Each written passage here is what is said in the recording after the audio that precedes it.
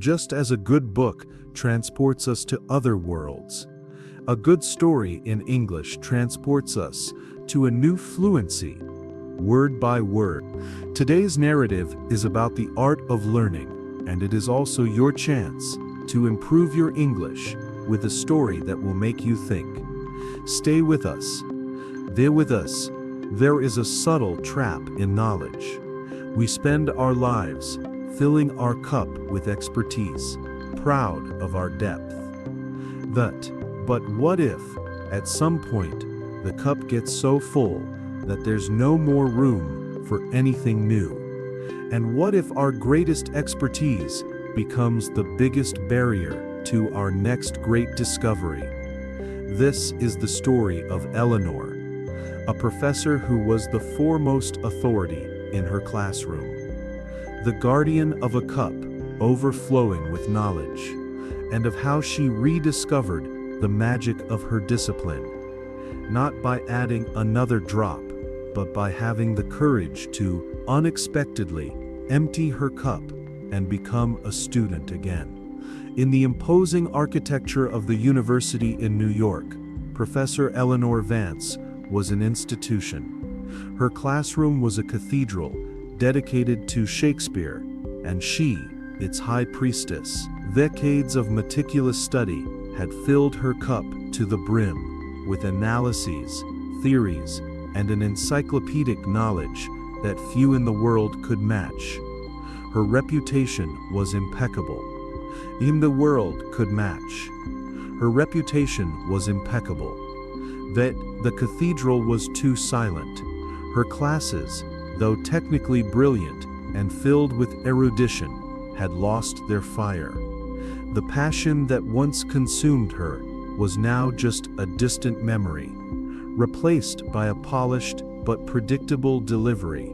The students, instead of being set on fire by Shakespeare's genius, sat passively, mechanically noting down the correct interpretations, their eyes lacking the spark of discovery. Eleanor felt it. She loved Shakespeare with a lifetime's devotion, but the repetition, the lack of a real challenge, the absence of new perspectives were exhausting her.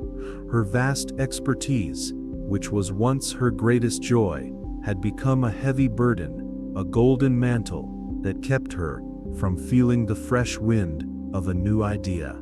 The spark for change came not from an academic article, but from a simple, yellowed pamphlet pinned to a dusty bulletin board in a local bookstore.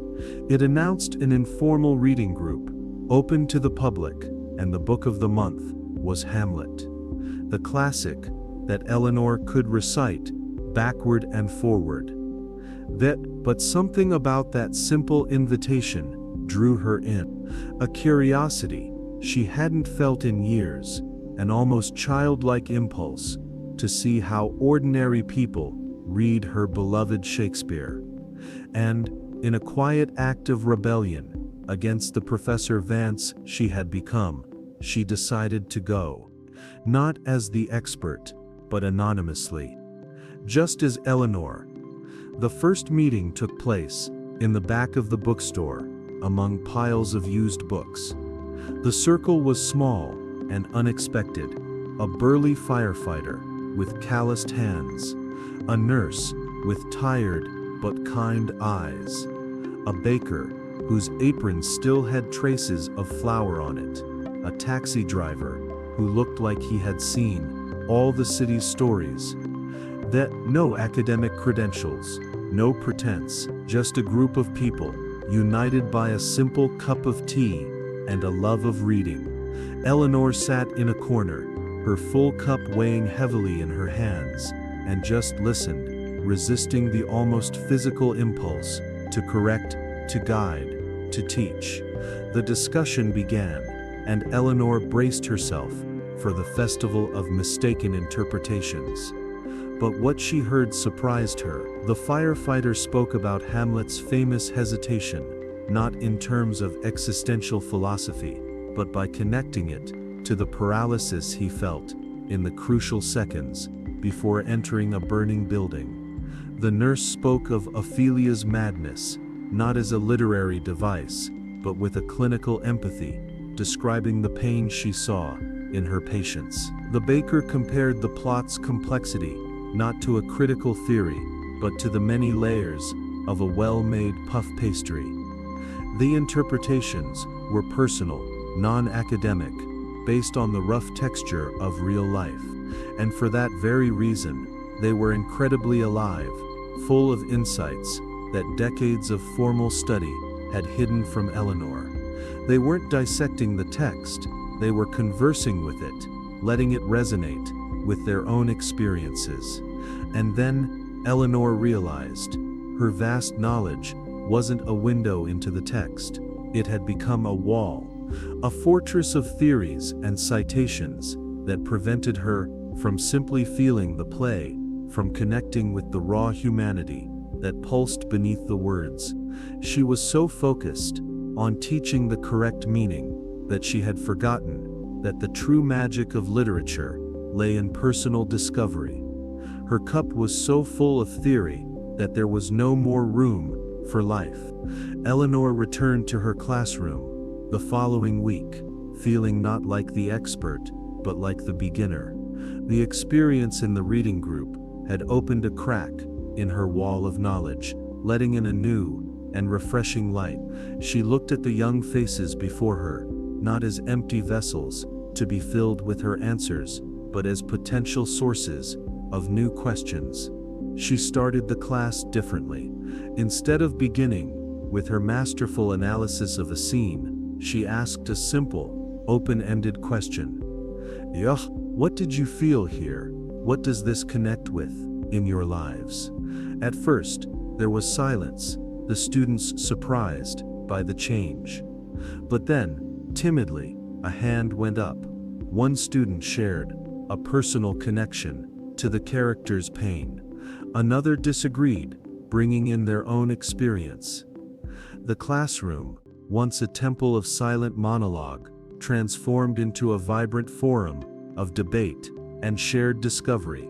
Eleanor was no longer at the pulpit, dictating the truth. She was in the circle, guiding, provoking, learning along with them.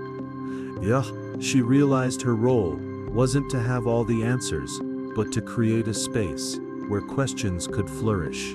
And in that process, the passion for literature she thought she had lost was rekindled, not just in her students, but more profoundly in herself.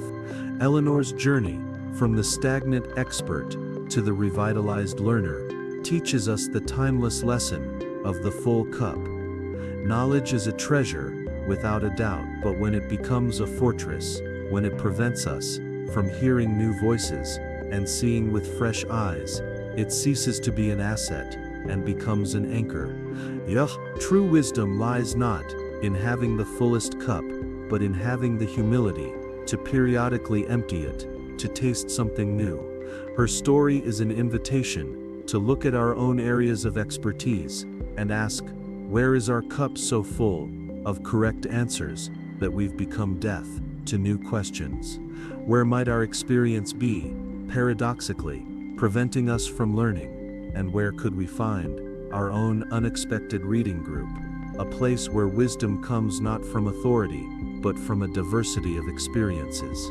If this story about the art of emptying your cup to be able to learn more resonated with you, leave a comment below, like, and share this video so this message can find others who might need permission to be beginners again. And don't forget to subscribe for more stories that teach us to read between the lines of life. Until next time, dare to empty your cup and prepare to be filled anew.